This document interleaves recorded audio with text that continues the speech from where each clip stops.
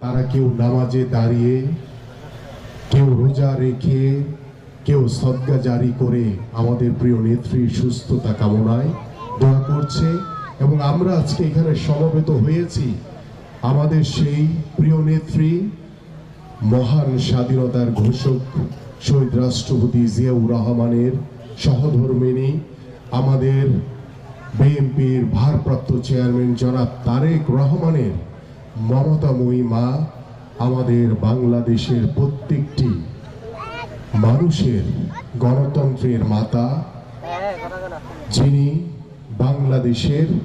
একজন অভিভাবক হিসেবে দল মত নির্বিশেষে সকল রাজনীতির ঊর্ধ্বে গিয়ে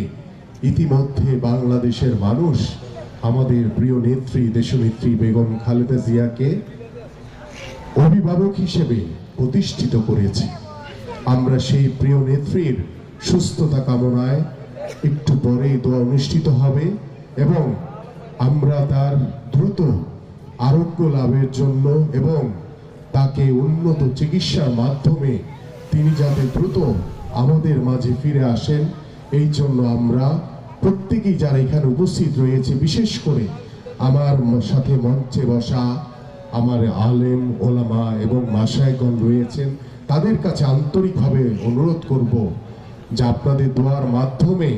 আপনাদের প্রতি ওয়াক্ত নামাজে আমাদের প্রিয় নেত্রীর জন্য আপনারা দোয়া করবেন। এবং আমার ডান পাশে বসা আমাদের সেই কোরআনের হাফেজগণ